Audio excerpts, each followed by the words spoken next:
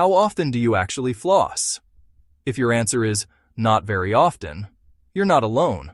Most people skip flossing. Some never do it at all. But here's the shocking truth. If you never floss, your mouth is silently changing in ways you can't see. And the consequences are much worse than just bad breath. In this video, I'll show you exactly what happens when you don't floss, from the very first days to the long-term effects that can impact your whole body. And trust me, what I'll reveal at the end will surprise you. Let's start with what happens almost immediately. Every time you eat, tiny food particles get trapped between your teeth. Brushing removes some of it, but not the stuff wedged in those tight spaces. Within hours, bacteria feed on those leftovers, and they form a sticky film called plaque. Here's the problem. Brushing can't reach this hidden plaque. So if you never floss, that film stays there, day after day. But plaque isn't just sticky, it's alive. And what it does next is where the real trouble begins. If plaque isn't removed within about 24 to 48 hours, it hardens.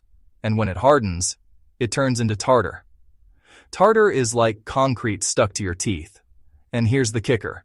You cannot remove it with a toothbrush. Only a dental professional can scrape it off. So if you never floss, tartar keeps building up between your teeth.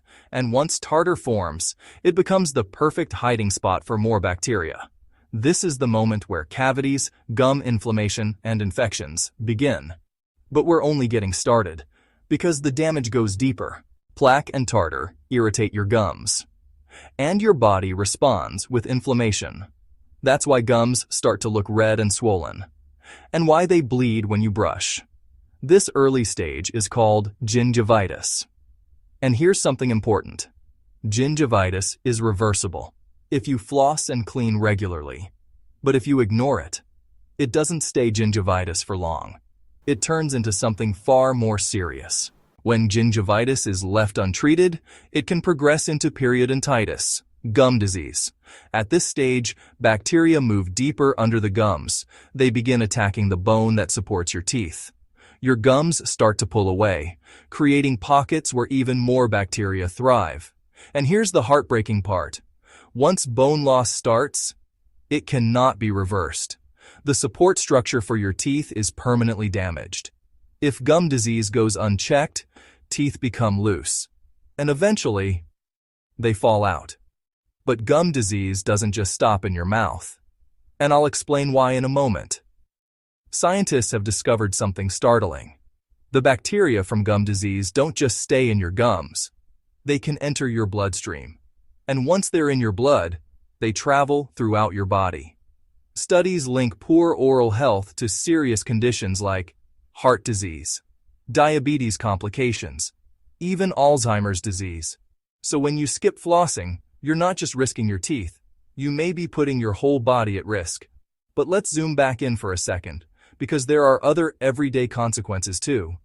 If you never floss, one of the first things you'll notice is bad breath. Why? Because those trapped food particles rot between your teeth. And here's another problem. Tartar isn't just dangerous. It also stains easily. That means yellow or brown lines between your teeth. That brushing can't remove. So skipping floss doesn't just harm your health, it changes your appearance too. Dentists will tell you, people who never floss often spend far more on dental bills later. Fillings, deep cleanings, extractions, even implants to replace lost teeth. What seems like a tiny daily habit can end up costing thousands of dollars in the long run. And here's the twist. Flossing doesn't take much time at all. 2 minutes a day. That's it.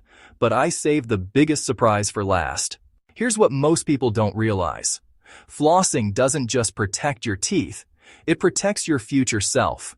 Because once bone and enamel are gone, there's no turning back. But if you start flossing now, even if you've skipped for years, you can stop the damage in its tracks. So the real question isn't, do I need to floss? The real question is, am I willing to keep my smile for life? If you found this helpful, subscribe, and see you in the next one.